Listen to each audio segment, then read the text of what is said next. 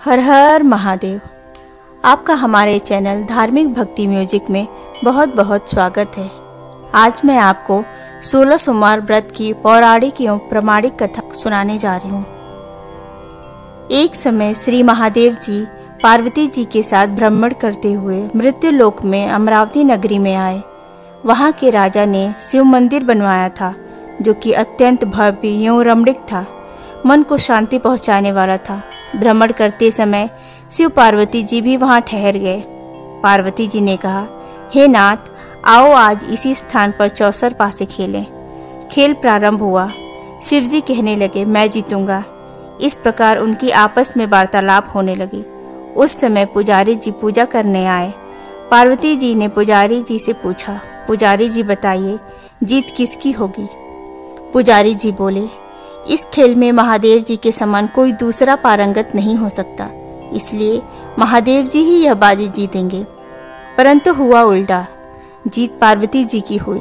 अतः पार्वती जी ने पुजारी जी को कोढ़ी होने का शाप दे दिया कि तूने मिथ्या भाषण किया है। अब तो पुजारी जी कोढ़ी हो गए। शिव पार्वती जी दोनों वापस चले गए। कुछ समय पश्चात अप्सराएं पूजा करने आईं। अप्सराओं ने पुजारी जी से उनके कोढ़ी होने का कारण पूछा। पुजारी ने सब बातें बता दी। अप्सराएं कहने लगी, पुजारी जी, आप 16 सोमवार का व्रत करें तो शिव जी प्रसन्न होकर आपका संकट दूर करेंगे। पुजारी जी ने अप्सराओं से व्रत की विधि पूछी। अप्सराओं ने व्रत करने और व्रत के उद्यापन करने की संपूर्ण विधि बता दी। पुजारी ने विधि पूर्वक श्रद्धा भाव से व्रत प्रारंभ किया और अंत में व्रत का उद्यापन भी किया। व्रत के प्रभाव से पुजारी जी रोग मुक्त हो गए। कुछ दिनों बाद शंकर पार्वती जी पुनः उस मंदिर में आए तो पुजारी जी को रोग मुक्त होकर देखकर पार्वती जी ने पूछा, मेरे दिए हुए श्राप से मुक्ति पाने का तुमने कौन सा उपाय किया? पुजारी जी ने कहा, हे माता, अप्सराओं द्वारा बताए गए 16 सोमवार के व्रत करने से मेरा यह कष्ट दूर हुआ है।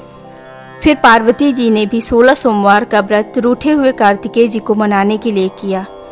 इस व्रत के प्रभाव से रूठे हुए कार्तिकेय जी भी अपनी माता से प्रसन्न होकर आज्ञाकारी हुए।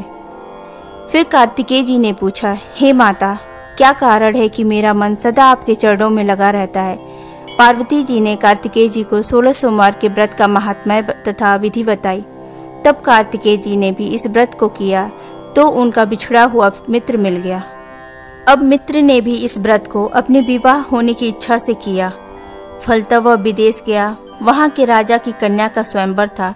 राजा ने प्रण किया था कि हथनी जिस व्यक्ति के गले में वरमाला डालेगी उसी के साथ राजकुमारी का विवाह करूंगा। यह ब्राह्मण मित्र भी स्वयंवर देखने की इच्छा से वहाँ एक ओर जा बैठा। हथनी ने इसी ब्राह्मण मित्र को माला पहनाई तो राजा ने बड़ी धूमधाम से अपनी राजकुमारी का विवाह उसके साथ कर दिया। तत्पश्चात दोनों सुखपूर्वक रहने लगे। एक दिन राजकन्या ने पूछा, हे नाथ, आपने कौन सा पुण्य किया जिससे हथनी ने आपके गले में वरमाला पहनाई? ब्राह्मण पति ने कहा, मैंने कार्तिकेय जी द्वारा बताए अनुसार 16 सोमवार का व्रत पूर्ण विधि विधान सहित श्रद्धा भक्ति से किया, जिसके फल के कारण मुझे तुम्हारे जैसी सौभाग्यशाली पत्नी मिली।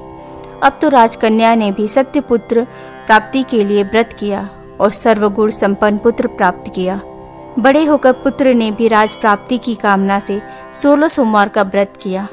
राजा के देवलोक होने पर इसी ब्राह्मण कुमार को राजगद्दी मिली। फिर भी वह इस व्रत को करता रहा।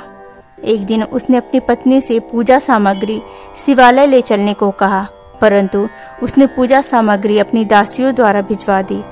जब राजा ने पूजन समाप्त किया तो आकाशवाणी हुई कि हे राजन, तुम इस पत्नी को त्याग दो, नहीं तो राजपाट से हाथ धोना पड़ेगा। प्रभु की आज्ञा मानकर उसने अपनी पत्नी को महल से निकाल दिया। तब वह अपने भाग्य को कोसती हुई एक बुढ़िया के पास गई और अपना दुखड़ा सुनाया। तब बुढ़िया को बताया, मैं पूजन सामग्री राजा के कहे अनुसार शिवालय में नहीं ले गई और राजा ने मुझे निकाल दिया। बुढ़िया ने कहा, तुझे मेरा काम करना पड़ेगा। उसने स्वीकार कर लिया। तब बुढ़िया ने सूत की गठरी उसके सिर पर रखी और बाजार भेज दिया। रास्ते में आंधी आई तो सिर पर रखी गठरी उड़ गई। बुढ़िया ने डांट कर उसे भगा दिया। अब रानी बुढ़िया के यहाँ से चलते चलते एक आश्रम में पहुंची। गुसाई जी उसे देखते ही समझ गए कि यह उच्च घराने की अबला विपत्ति की मारी है। वे उसे धैर्य बधाते हुए बोले, बेटी तू मेरे आश्रम में रह, किसी प्रकार की चिंता मत कर। रानी आश्रम में रहने लगी, परंतु जिस वस्तु को हाथ लगाती वह वस्तु खराब हो जाती। यह देखकर गुसाई जी ने पूछा, बेटी किस देव के अपमान से ऐसा हुआ है? रानी ने बताया कि मैंने अपने पति की आज्ञा का उल्लंघन किया और शिवालय में पूजन के लिए नहीं गई, इससे मुझे घोर कष्ट उठाने पड़ रहे हैं। गुसाई जी ने शिवजी से उसके कुशल क्षेम के लिए प्रार्थना की और कहा, बेटी तुम 16 सोमवार का व्रत विधि के अनुसार करो।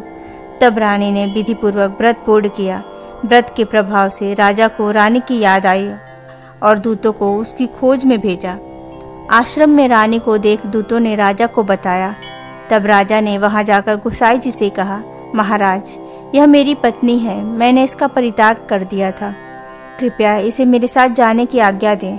शिव जी की कृपा से प्रतिवर्ष 16 सोमवार का व्रत करते हुए वे आनंद से रहने लगे और अंत में शिवलोक को प्राप्त हुए।